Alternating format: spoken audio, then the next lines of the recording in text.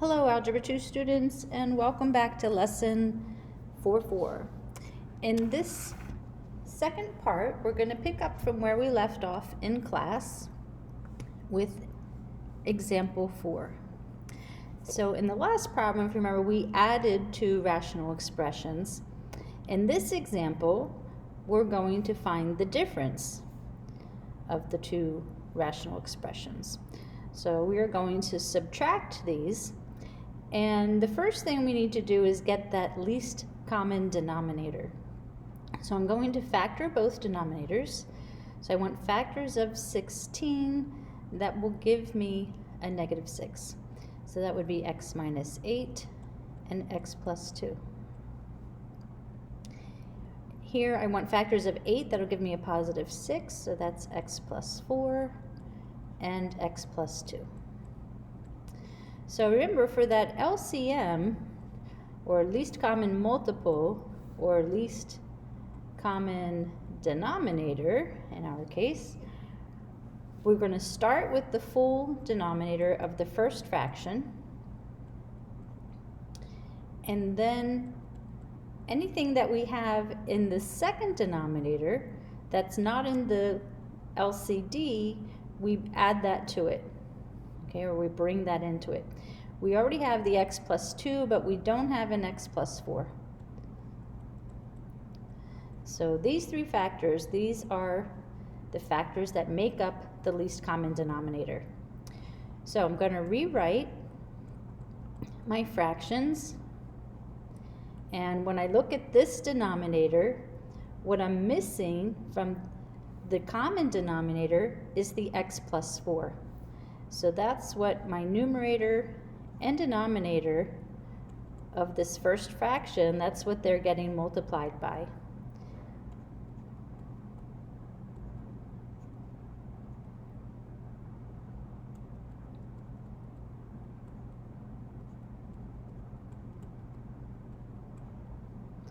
Okay, now this is a difference, so we're subtracting.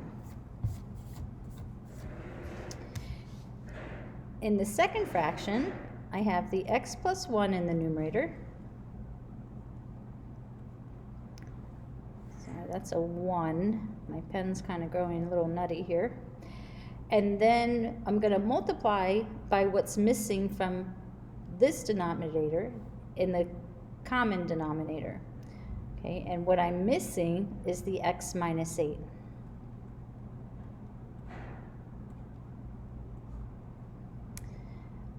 Okay, so, and this could be written as a single fraction. Not sure what's going on with my pen here. It's getting a little annoying.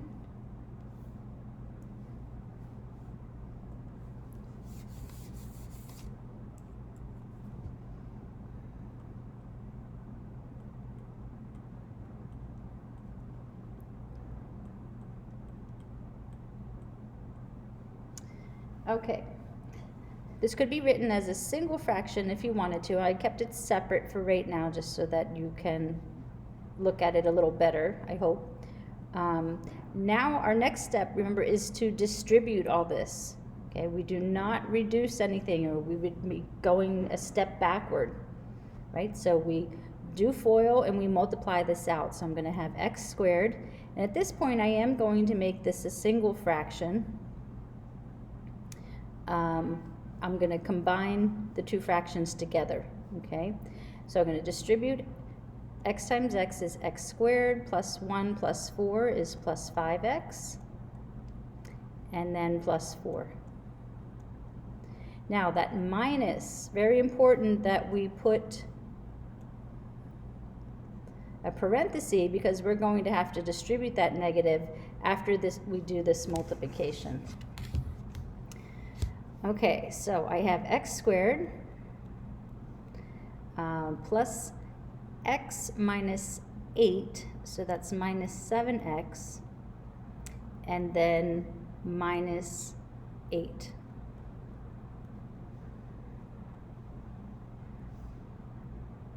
Okay, and then I can just write a single denominator, x minus 8, x plus 2, and x plus 4. Okay, when I distribute the negative, I'm going to have minus x squared. I'm just going to distribute it here and circle, change that to a plus. That becomes a plus, that becomes a plus. Okay, so x squared minus x squared, they cancel out. And then I have 5x plus 7x is 12x. And then 4x plus 8x is 12, or I'm sorry, 4 plus 8 is 12. And then rewrite our denominator.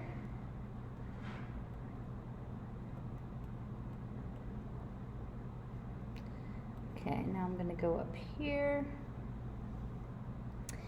Okay, now remember, we have to look to see if anything will reduce. So if I factor out a 12, I get 12x. Actually, I don't need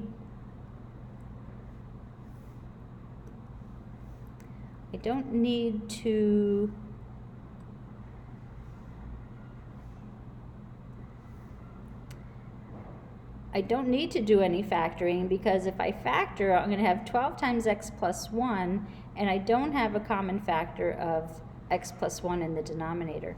So actually, this is our final answer. We don't have any further work to do. Okay? If we could get a common factor, then we would factor the numerator and reduce out that common factor.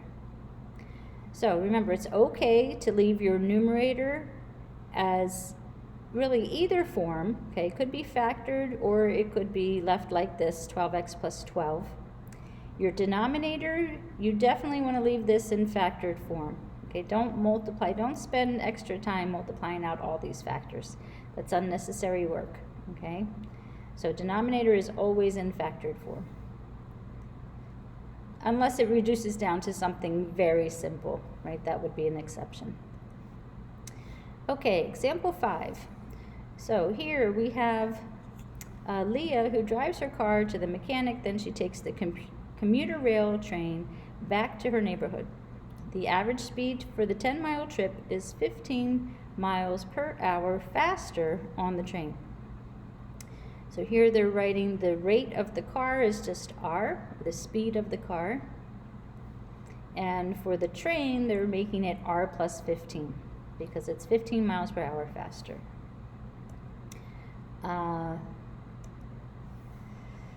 Let's see, find an expression for Leah's total travel time. If she drove 30 miles per hour, how long did this take? So here's a key formula to remember, that distance is equal to rate times time. So if we're solving for time, then we would take the distance and divide by the rate. Okay, we know it's a 10-mile trip, so that's our distance. Okay? So the distance of 10 miles divided by the first rate, r plus 15, plus same distance, 10 miles, because she went there and back, divided by r, and that's the distance, or that's the time for the car, right? Distance over rate equals time. Okay, so an expression for the total time, this is it, right? Because we're adding the two times together. So this part about if she drove 30 miles per hour, how long did it take? We'll do that as a second part of the problem. Let's first solve for r, or I'm sorry, let's first add these two distance or times together to get a total time. Okay, so let's just we'll put a t here to remind us that this is what the total time is equal to. Okay, so if we add these together, again, we need that common denominator, which in this case is the product of the two denominators. So we're going to have r times r plus 15. So my first numerator, it gets multiplied by r because that's what's missing from this denominator. Okay? When I compare this denominator to the common denominator, I would multiply this denominator times r, so the numerator gets multiplied by r. This denominator is missing the r plus 15. So the 10 in the numerator gets multiplied by r plus 15. Now it's time to distribute. So we have 10r plus 10r plus 150 over r times r plus 15. So we can add those together. We get 20r plus 150 over r times r plus 15. So that is an expression that equals the total time, okay, for her to go to the mechanic and back, okay, by car and then by train. So if she drove 30 miles per hour, so that is the rate, okay? How long did this take? So remember that 30 miles per hour, that's what r is. That's her speed in the car. So we're going to plug that in. So it's 20 times 30 plus 150 over 30 times 30 plus 15, which is 45. Okay, so let's calculate that. So that's 600, 750 over 1,350. So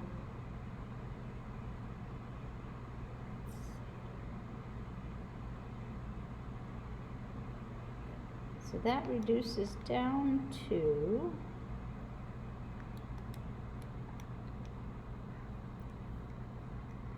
looks like 0.5 repeating. Okay, and that's miles per hour. So that bar is a repeated bar, right, to show 0.5 repeating. So that's 0.5 of an hour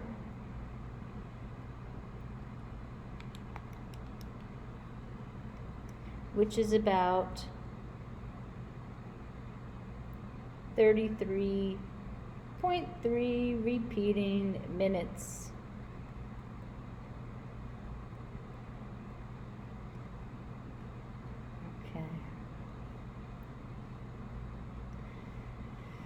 Okay, so that's the total time that it would take for her to drive to the mechanic and then take the train back to her neighborhood. Example 6, simplifying a compound fraction. So a compound fraction is in the form of a fraction and has one or more fractions in the numerator and or the denominator.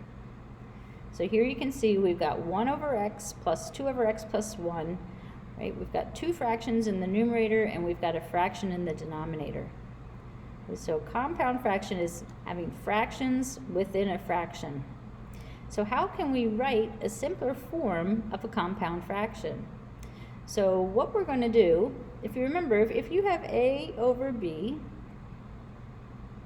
and that's over c over d, this fraction bar, all of these fraction bars represent division. So I could rewrite this as a over b divided by c over d. Right? This means the same thing. And when we divide by a fraction, or we flip and multiply by the reciprocal of the second fraction. And that's exactly what we're going to do here. We're going to combine these two fractions so that we have a single fraction, and then once we have a single fraction over a single fraction, we can flip and multiply by the reciprocal of 1 over y. So let's start by adding these two fractions together. So our common denominator, again, we have nothing in common here, so it's just x times x plus 1.